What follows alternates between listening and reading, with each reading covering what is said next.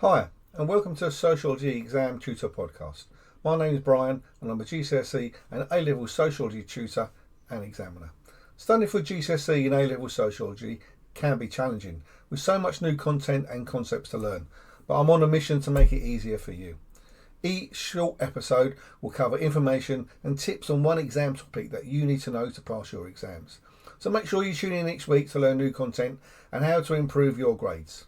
So, let's get started. So today we're going to be looking at feminism. So what do you think about when you hear the word feminism? What comes to mind? Maybe marches for equal pay, maybe even controversy. This is a term that's often used and been misunderstood by a lot of people. So let's get back to what actually feminism is. Essentially, it's a range of social theories, political movements and moral philosophies concerned with issues of gender equality. It's about advocating for women's rights on the grounds of political, social and economic equality to men.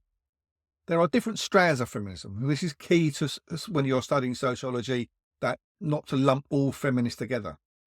There's not one type of feminist anymore.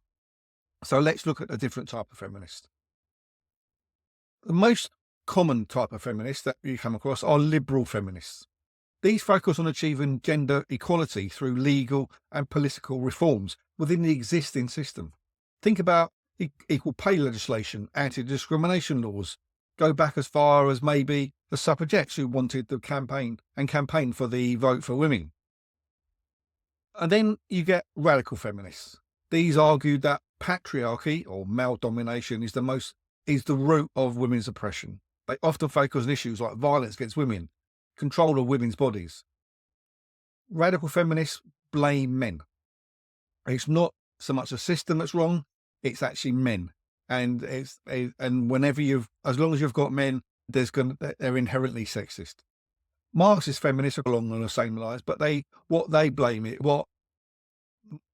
Marxist feminists are slightly different in the fact that even though they might be more radical than liberal feminists, what they blame is capitalism. They say that capitalism is at fault. Capitalism is what is driving the division between men and women. Capitalism or class inequalities are the roots of why women are oppressed and are not treated equally. And that, in fact, to get proper equality between men and women, you need to get rid of capitalism first, or to change capitalism first. And then following on from that, another type of feminist you might get are postmodernist feminists, who challenge the idea of universal women and emphasises the diversity of women's experiences, taking into account factors like race, class and sexuality. It rejects grand narratives and focuses on deconstructing power structures. They're mostly called intersectional feminists. So it's not one, they believe it's not one type of feminist, there's lots of different types, or different types of women, and they all experience oppression or discrimination in a different way. So what they believe is you have to take into account people's class, their sexuality, their ethnicity. So how does feminism fit into sociology? It challenges the traditional sociological theories that were often ignored and marginalised by sociologists in the past. It can provide a critical lens through which we can examine social structures and power dynamics and inequalities in society.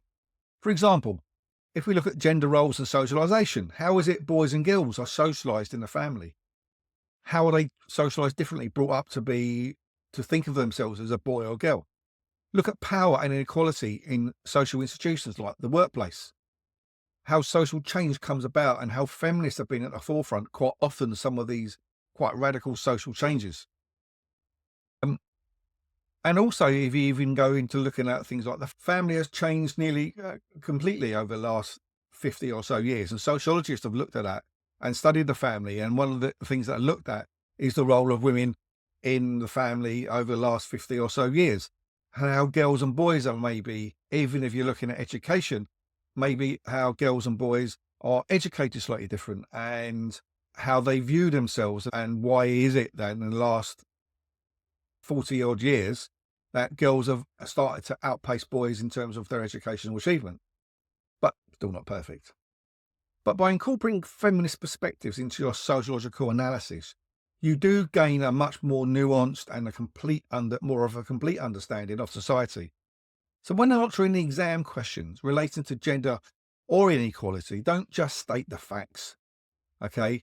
Make sure that you answer the question by looking actually at not just one type of feminist. Think about, what would a feminist say about this? How would they tackle the issue of women in the home, or family life, or education, or even crime? But also try to really top grades students really do start looking at the different types of feminism, and make sure that you bring in things like intersectional perspectives as well, the postmodernist approach to it, and maybe even look at maybe how radical feminists might tackle that issue, how liberal feminists might tackle that issue as well, and how they build upon each other.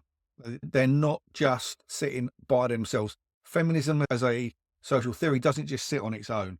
It comes out of Marxism a little bit. It comes out of the fact that a lot of sociologists ignored the role of women for a long time, started to look at that far more.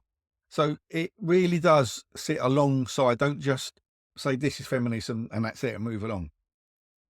We will be looking at more feminist sociologists later on, and we'll be looking at individual feminists, sociologists, and always comes up one of the key perspectives that you will look at in sociology. So alongside functionalism and Marxism, always got to look at what is it that feminists also think about an issue. So that's about it for today. Hope that's been helpful. See you again soon. So thanks for listening.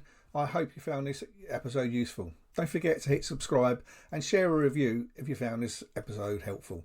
And if you want me to help you individually as a tutor to help you improve your sociology grades, then my contact details are in the show notes. I hope to see you again next episode.